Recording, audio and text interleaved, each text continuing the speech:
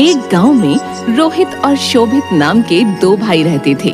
बड़ा भाई रोहित अपने छोटे भाई से बहुत जलन रखता था, क्योंकि शोभित पढ़ाई लिखाई में होशियार था और रोहित उसे परेशान करता था। वो अपने भाई से घर का सारा काम करवाता था और खुद एक भी काम नहीं करता था। बस जंगल से लकड़ियां लाने जाता था और उन्हें नगर में बेचता था।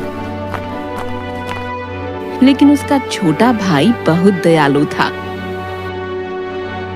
एक दिन सुबह सुबह, रोहित भैया उठो, आज जंगल नहीं जाना क्या आपको? काम के लिए देर हो रही है। उठो भैया उठो। अरे सुबह सुबह क्यों सर पे चढ़े हो? सोने दो मुझे, जाकर अपना काम कर। मैं भी सोकर उठूंगा तब जाऊंगा। चल जा यहाँ से। लेकिन भैया मुझे खाना बनाना है और लकड़ियां खत्म हो गई हैं। सोने भी नहीं देते। हाँ जा रहा हूँ। रोहित अंगड़ाई लेते हुए उठता है और कुल्हाड़ी उठाकर जंगल की तरफ निकलता है। भैया जल्दी आना। हाँ ठीक है।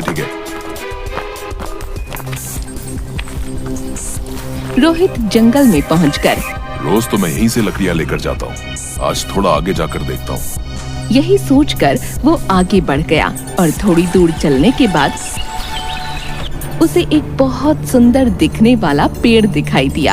अरे वाह, ये बहुत अच्छा पेड़ है। अगर मैंने इसे आज काट लिया तो 10-15 दिन के लिए आराम हो जाएगा। रोहित ने यही सोचकर जैसे ही पेड़ काटने के लिए कुल्हाड़ी उठाई, वैसे ही वो पेड़ बोला, रुको भाई रुको, मैं एक जादुई पेड़ हूँ, तुम मुझे मत काटो। अगर तुम मुझे नहीं काटोगे तो मैं अपने सोने का फल तुम्हें दे दूंगा। क्या? सोने के फल? ठीक है, तुम मुझे फल दो, मैं तुम्हें नहीं काटूंगा। जादुई पेड़ ने अपने सोने के फल रोहित को दे दिए। रोहित ने फल लिए और वहाँ से चला आया। अरे वाह, मेरी किस्मत। आज तो ऊपर वाले ने छप्पर फाड़ के दिया है। अब तो कोई काम नहीं करना पड़ेगा। बस किसी को इस जादुई पेड़ के बारे में खबर ना लगे। अब इस फल को बाजार में बेच कर आता हूँ। बाजार में रोहित जौहरी की दुकान पर जाकर जौहरी से, अरे जौहरी जी, एक बहुत कीमती सामान बेचने आया हूँ, खरीदोगे क्या? तुम्हें अंदर किसने आने दिया है? तुम्हारे पास कुछ है भी बेचने के लिए जो बेचोगे? रोहित फल निकालता है और जौहरी को दिखाता है। ये देखो जौहरी जी, है ना कीमती सामान? अरे ये तो सोने का फल है। हाँ अब बताओ कितना पैसा दोगे?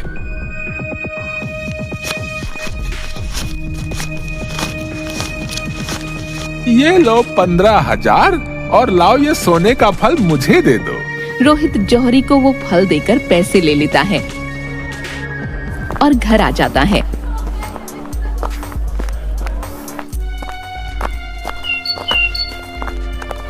लेकिन अपने भाई को कुछ नहीं बताता। रोहित हर दिन एक फल जौहरी को बेचता। एक दिन शोभित अपने भाई से,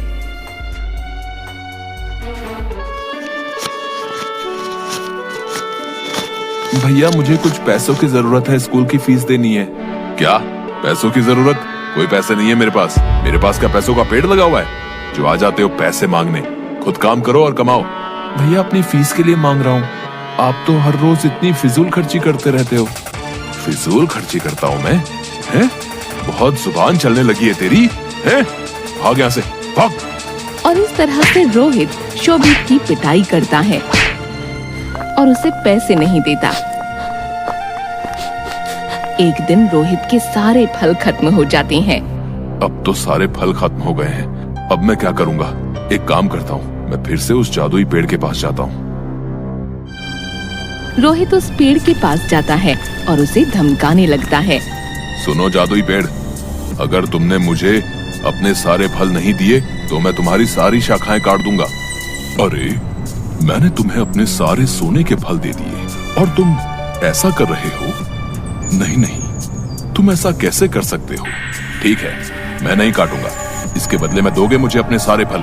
बताओ। रोहित की ये बात सुनकर जादुई पेड़ को गुस्सा आ गया और उसने अपने पेड़ से रोहित के ऊपर ढेर सारी सुइयों की बारिश कर दी।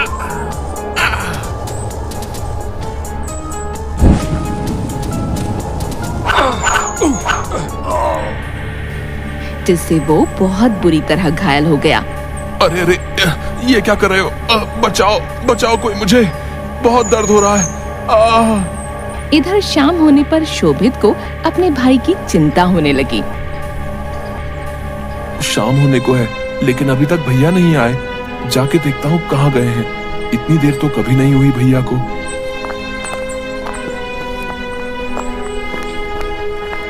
शोभित अपने भाई को ढूंढने के लिए जंगल की तरफ जाने लगता है, लेकिन उसे उसका भाई कहीं नहीं मिलता, जिसे देख वो बहुत परेशान हो जाता है और जंगल की तरफ आगे बढ़ने लगता है। बहुत दूर चलने के बाद उसे एक आवाज, कोई बचाओ मुझे, सुनाई दी। लगता है उधर कोई है। शोभित उसी तरफ जाने लगा जहाँ से उसे आवाज आती है और जाकर देखता है कि उसका भाई घायल हालत में पड़ा है। अपने भाई की ऐसी हालत देख शोभित रोने लगता है और रोते रोते कहता है, भैया आप परेशान मत हो, मैं अभी आपके शरीर से ये सारी सुइयां निकाल देता हूँ। लेकिन ये सब हुआ कैसे? तुम मुझे क्यों बचाना चाहते हो? मैंने तो तुम्हें बहुत परेशान किया है। जाओ यहाँ से, मुझे मेरी लालच की वजह से ये सजा मिली है। नहीं भैया, मैं आपको ऐसे छोड़कर नहीं जाऊंगा। आप मुझे परेशान करते हो तो क्या हुआ, आप मेरे भाई हो और मैं आपको बहुत प्यार करता हूँ। लेकिन कुछ नहीं, आप शांत रहो। शोभित अपने भाई के शरीर से सारी सुइयां निकालता है। सारी सुइयों के निकल जाने के बाद रोहित ने शोभित से अपने बुरे व्यवहार के लिए माफी मांगी और बेहतर इंसान बनने का वादा भी किया। लेकिन भैया ये सब हुआ कैसे? रोहित ने शोभित को सारी बात बताई। मैं लालच में आकर इस पेड़ को काटने जा रहा था, जिसकी वजह से जादुई पेड़ ने मुझे ये सजा दी। जादुई पेड़, मुझे माफ कर दो। मुझे बहुत अच्छा लगा तुम्हारे अंदर ये बदलाव देखकर। अब तुम मेरे सारे फल ले लो। जादुई पेड़ ने अपने सारे फल उन लोगों को दे दिए और अपनी शक्तियों से रोहित के सारे घाव भी ठीक कर दिए। दोनों बहुत खुश हुए और घर आ गए। अब रोहित अपने भाई के साथ अच्छा व्यवहार करने लगा और दोनों खुशी खुशी रहने लगे।